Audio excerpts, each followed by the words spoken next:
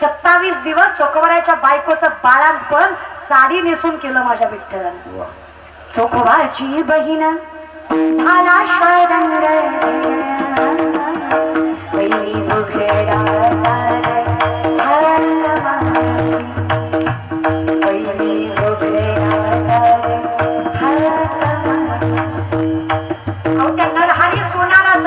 साधा सुद्धा सोनार झाला. नरहरींना जाऊन म्हणला, अहो सोनं घडवायचं ना. एका सावकारानं सोनं दिलं होतं 750 तोळं दागिने करायला. झालं नाही देवाच्या नामाच्या भजनात. देव आला, अहो माणसाचं रूप घेतलं. लगड पोळी की हात भाजायचा आणि विस्तू पडला की पितांबर जायचा. सकाळच्या काकड्याच्या आरतीला नामदेवरायानं मस्तकावर दही आणि दूध ओतलं. काही झालं नाही. मध ओतला, देव थरथर कापायला लागला. कारण मधाचा गुण आहे. मध जर खरा असेल तो जखमेला लावला की जखम साफ होतो. डोळ्यात टाकला तर डोळा चर्र करतो पण सगळा डोळा साफ होतो. देवाला दुखायला लागलं. देवाची मूर्ती थरथर कापायला लागली. नामदेवरायाने विचारलं, देवा काय झालं? बघू बरं हात तुझे. विस्तानं पोळलेले हात नामदेवरायानं बघितले आणि विचारलं, जगाचा मालक आहे ना तू, खरं सांग कुठं गेला? पितांबर कसा चालला तुझा? देवानं सांगितलं, नरहरीकडे गेलतो, गरज होती त्याला. किती करतोस रे पांडुरंगा? गोरा कुंभारानं स्वतःचं बाळ पायदळी तुडवलं. देवानं काय कमी केलं? देवाचं वचन मोडलं म्हणून इथून हात कापले. माझ्याकडनं देवाचं वचन मोडलं. बायकोला म्हणलं होतं, बायको म्हणली होती अंगाला हात लावला तर विठ्ठलाची आण आहे तुम्हाला. चुकून बायकोच्या अंगाला हात लागला. दोन्ही बायका दोन्हीकडनं झोपल्या होत्या. स्वप्नात विठ्ठल आला. विठ्ठलानं विश्वाला हात केलेला पाहिला आणि दोन्ही हात दोन्ही बायकाच्या अंगावर पडल्या. संती आणि रामी नावाच्या 2 बायका गोरा कुंभाराला. दोन्ही बायको सोबत संसार केला नाही का तर विठ्ठलाची आण घातली. काय कमी केलं देवानं? विश्वाचा मालक, त्रैलोक्याचा नाथ, जगाचा बाप दारात येऊन म्हणतो, विठ्ठल कुंभार आहे मी, काम भेटेल का? मग माती तुडवतो, मडकी घडवतो. अरे देवानं बनवलेलं मडक दगडावर फोडून दाखवलं तरी फुटतो. सगळ्या तेर मधल्या कुंभाराचा बाजार बसवला देवानं. किती करावं? गेलं लिखून परत किती करावं सांगा ना. कळी कशासाठी कुंभार झाला? चोखोबांसाठी महार झाला. नाथांच्या घरी 36 वर्ष कावडीनं पाणी वाहिलं. किती? 36 वर्ष. उगाच म्हणत नाही देवा आम्ही तुला. विठ्ठल कोळीच दैवत, विठ्ठल भीत गोत चित्त, विठ्ठल माय बाप चुलता, बहीण बंधू भ्राता, विठ्ठला तूच केली. म्हणून मी म्हणतोय तेव्हा काही झालं तरी चालेल पण जोपर्यंत तू सोबत आहे तोपर्यंत मला कोणाला हात लावायची हिंमत नाही.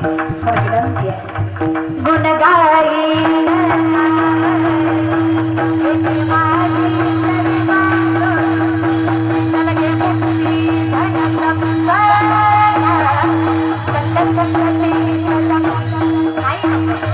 काय कमी केलं देवाने सांगा? मला सुद्धा माझ्या मैत्रिणी म्हणायच्या, काय वय ग तुझं? वय येतवर जिंदगी जगून घ्यायची, जीने के हे 4 दिन बाकी है बेकार दिन.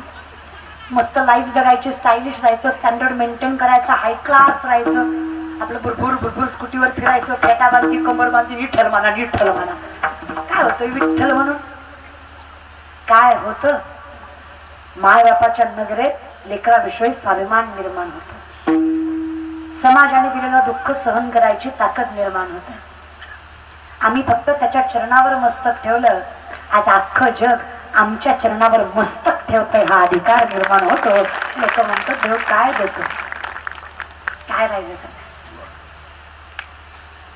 आज एवढ्या लहान वयात आहे आणि एवढं कळतं. समाजानं किती काही केलं तरी धीर सोडायचा नाही. कीर्तन मी फार पहिलेच सोडलं असतं. कारण एक मुलगी समाजात कीर्तनकार उभी करायची म्हणजे सोपं नाही. तुम्हाला फक्त सोशल मीडियावरचं ट्रोलिंग दिसतं पण त्याच्या अगोदर जे आम्ही सहन केलं मुलगी कीर्तनात उभं टाकण्यासाठी. ते तर फार विचित्र होतं. बाईनं कीर्तन करायचं नाही, पोरीनं कीर्तन करायचं नाही. मला एक कळत नाही, तुम्ही हरिपाठ म्हणता ना, अभंग म्हणता बघा एक, आदिनाथ उमा. परमार्थ वारकरी संप्रदाय नाथ संप्रदायापासून चालू झाला. आदिनाथ गुरु मच्छिंद्रतयाचा, मच्छिंद्राने बोध, गोरक्षवळला, गहिनी प्रसादे, ज्ञानदेवा सार चोचविले, ज्ञानदेवे रचिला. ह्या सगळ्यात पहिल्यांदा परमार्थाचं तत्व जिला सांगितलं, सगळ्यात पहिल्यांदा परमार्थाचं तत्व हे पार्वतीला उमेला सांगितलंय. सगळ्यात पहिल्यांदा परमार्थच बाईला सांगितलंय. लोक म्हणतात बाईनच परमार्थ करू, सांगितलंच तिला वाटलं. तिथूनच उमा बीज प्रगटले, तिथून निर्माण झालं. कळत? चला तो विषय सोडून द्या, हे लक्षात ठेवा. आपण सत्य नाही, आपण आपलं कर्म आहे. लोकांच्या नजरेत पडला तरी चालेल, लोक जज करायला नंबर एक. कुणी म्हणलं की नाही, आता कीर्तन झाल्यावर म्हणणार ताई काही सुंदर कीर्तन केलं, घरी जाताना म्हणणार हा लय नाही कोणाची, हाय ती बिग बॉस वाली हीच आहे. लोक काय ती लोक गोरी बायको केली तरी म्हणणार बाबा याला बरी दिली, आणि काळी बायको केली तरी म्हणणार आयो ह्यानं बरी केली. मग काय ब्रह्मचर्य हो का? बायको तर करू द्या. अटल बिहारी वाजपेयींची एक सुंदर कविता, ज्यामध्ये दृष्टांत, जंगलाला आग लागलेली असते, हत्तीसह घोडे लांडगे सगळे पळून जातात, छोटीशी चिमणी चोचीमध्ये पाणी घेऊन जंगलाची आग विझवायला निघते. विझेल का? लोक हसतात. अक्कल का म्हणतात तुला, एवढूसा जीव तुझा. लोक मलाही म्हणतात तीच बरंच आहे ग, लईच बोलती, जीवावर असतं का महाराज. लोक म्हणले एवढूसा जीव तुझा, तुझ्या चोचीतल्या पाण्यानं जंगलाची आग विझणार आहे का?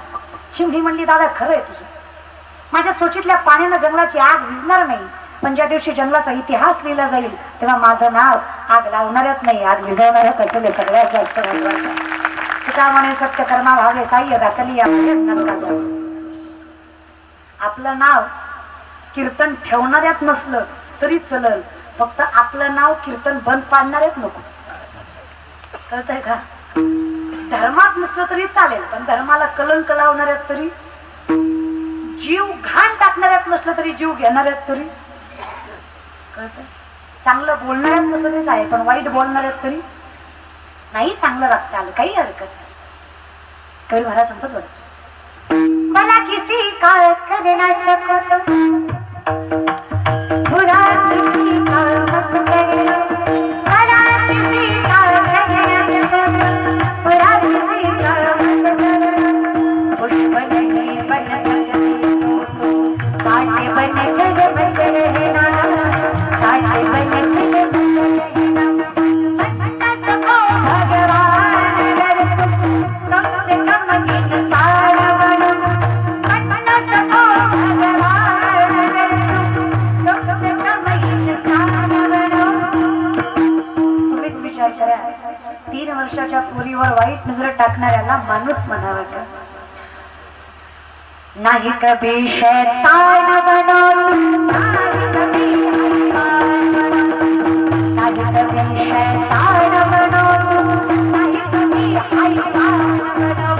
भला किसी का करना सको बुरा किसी का मत करना, पुष्प नहीं बन सकती कांटे बन कर मत रहना, कांटे बन कर. देवा नाही पैसा संपत्ती सुख काही देऊ नकोस, फक्त तुझी आवड निर्माण ठेवण्यासाठी संतांचे संगती मनोमार्ग, हरिप्राप्तीशी उपाय धरावे संतांचे ते. नाही तर सूर्याचा पुत्र कर्ण वाया गेला तो दुर्योधनामुळेच.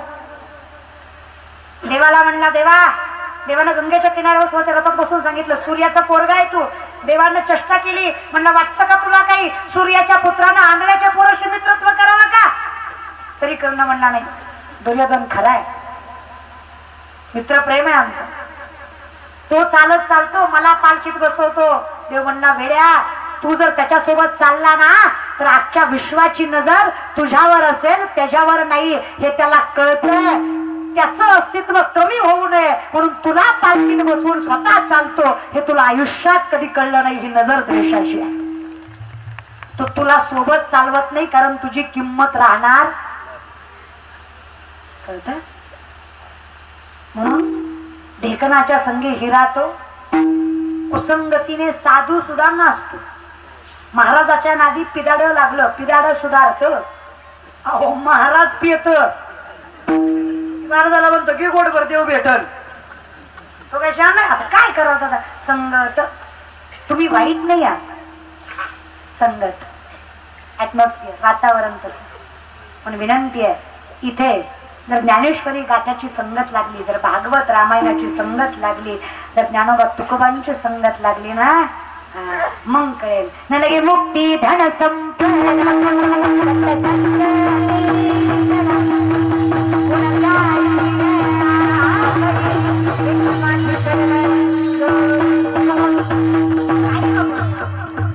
पण एका जन्मात भागणार नाही. सुखे घालावे पुन्हा एकदा जन्म. कशासाठी? फक्त भजनासाठी. विठोप्पा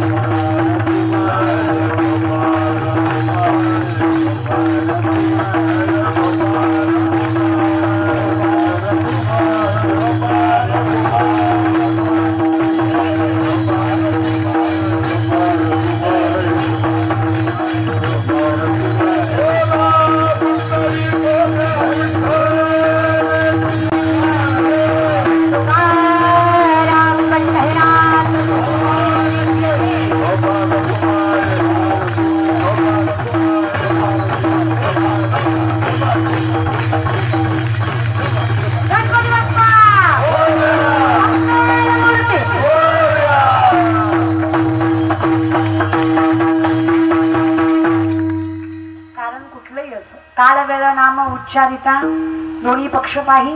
देवाचं नाव घ्यायला कारण काळ वेळ लागत नाही. तुम्ही देवाचं नाव कधी घेऊ शकता, पण अगदी त्याच संयोगाने राष्ट्रमाता जिजाऊ मित्रमंडळाच्या माध्यमातून हा संकीर्तन सोहळा माझ्याकडे आला.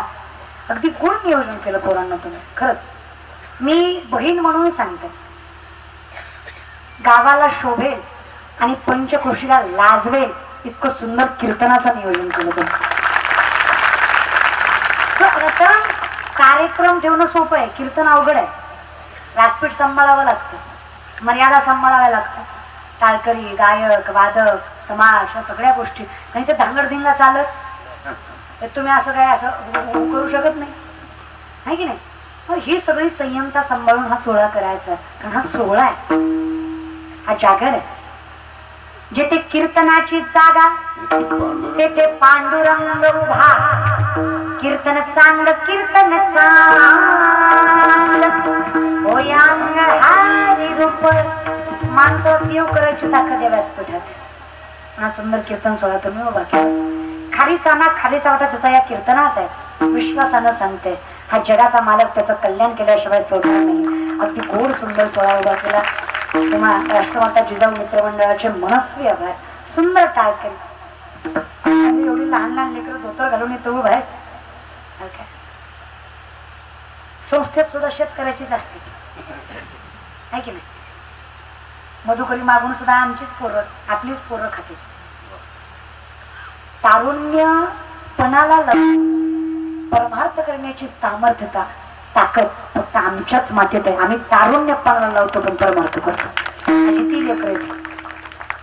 आज या वयात इथं उभं आहेत ना, यांच्या वयात यांना उभं करायचं त्याच्या हातात, तो करणार. त्यांचे मनस्वी आभार. महाराजांच्या संस्थेतील ही सगळी लेकरं अगदी सुंदर, त्यांचे मनस्वी आभार. मिनिकरी दादा, सुद्धा दादा, गोड गायनाच्या ईश्वर महाराज, इकडली महाराज मंडळी, सगळी सगळी सगळी महाराज मंडळी, दोनही उत्कृष्ट मृदुंग वादक, हरिभक्त परायण,